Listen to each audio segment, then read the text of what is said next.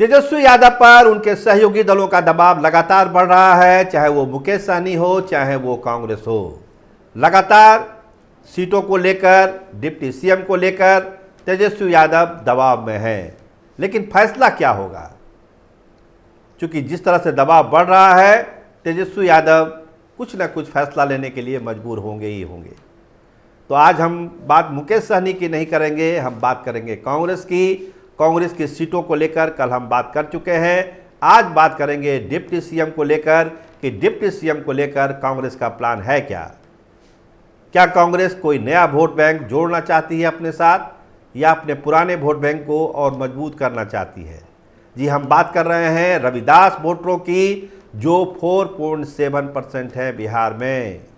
एक बड़ा vote bank, लगभग पासवान के आसपास का। इसका मतलब क्या है?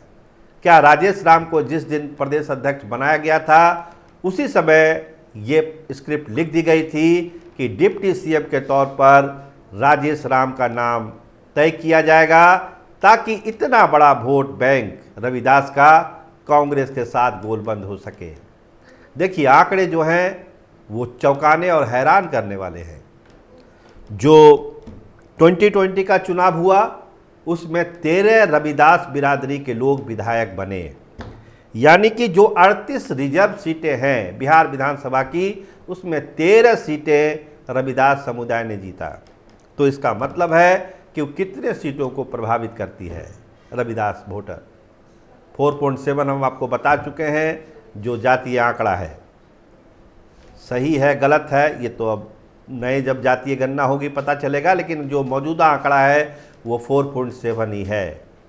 तो कांग्रेस इस प्लान में है कि रविदास वोटरों को अपने साथ गोलबंद किया जाए। ना केवल रविदास, अगर राजेश राम का नाम घोषित होता है, जो बात चल रही है कि तेजस्वी यादव को सीएम के फेस पर और राजेश राम को डिप्टी सीएम के फेस पर घोषित करना होगा महागठबंधन को।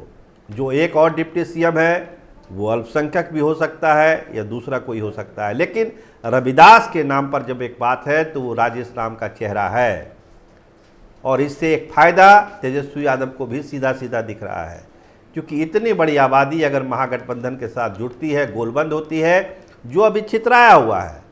देखिए, मान के चलिए कि 15,000 से 30,000 वोटर हैं रविदास के, जो पूरे 243 विधानसभा की हम बात करिए। देखिए, जब हम पासवान वोटरों की बात करते हैं तो कुछ क्षेत्रों में संख्या बहुत ज़्यादा है और कुछ क्षेत्रों में बहुत कम है, लेकिन रविदास वोटर जो हैं वो पूरे 243 सीटों पर हैं और इसकी संख्या ठीक ठाक है। अगर इसकी न्यूनतम संख्या भी आप मानेंगे तो वो 15,000 के आसपास है।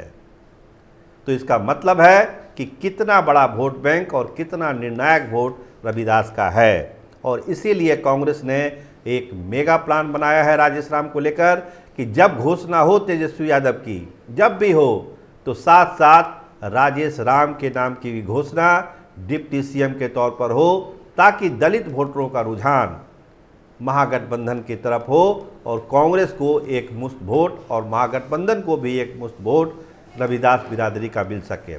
बिखरा हुआ है। देखिए, कुछ इलाकों में मायावती का प्रभाव है, कुछ दूसरे दलों का, कुछ एलजेपी में जाता है, कुछ बीजेपी में, कुछ जनता दल यूनाइटेड में। तो कांग्रेस चाहती है कि ये जो बिखरा हुआ एक निर्णायक वोट रविदास का है 4.7, वो वोट बैंक महागठबंधन और खासकर कांग्रेस के पाले में आए। और एक अनुमान जो उनका सर्वे कहता है कांग्रेस का, कि अगर नाम घोषणा हो गई राजेश राम की, तो निश्चित तौर पर रविदास वोटर की गोलबंदी कांग्रेस के साथ होगी, महागठबंधन के साथ होगी। तो एक बड़ा प्लान है कांग्रेस का। देखिए, कांग्रेस अपनी ये शर्त तेजस्वी यादव से मनवा पाती है न मनवा पाती है, क्योंकि मुकेश सहनी भी अपने आप को एक डिप्टी सीएम के तौर पर चाहते हैं। तो 2 डिप्टी सीएम और 1 सीएम ये होना है, लेकिन कांग्रेस की तरफ से जो डिप्टी सीएम है वो राजेश राम के नाम का ऐलान तेजस्वी यादव को करना होगा, तभी कांग्रेस तेजस्वी यादव को सीएम के तौर पर मानेगी। सीटों का जो शर्त है वो हम कल आपको बता चुके हैं कि वो कंडीशन क्या है। तो इंतज़ार करना पड़ेगा कांग्रेस को। अपना दाव तो कांग्रेस खेल चुकी है।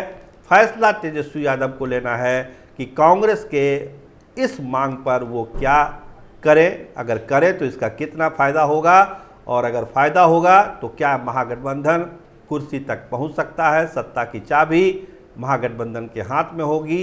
क्या होगा नहीं होगा इसका गुना भाग किया जा रहा है, लेकिन राजेश राम एक ऐसा तुरुप का पत्ता कांग्रेस के लिए जो 4.7 एक बड़ा वोट बैंक कांग्रेस को दिला सकता है, ऐसा अनुमान लगाया जा रहा है। आप देखते रहिए स्टार टीवी बिहार। आपका बहुत धन्यवाद, आपका बहुत बहुत शुक्रिया।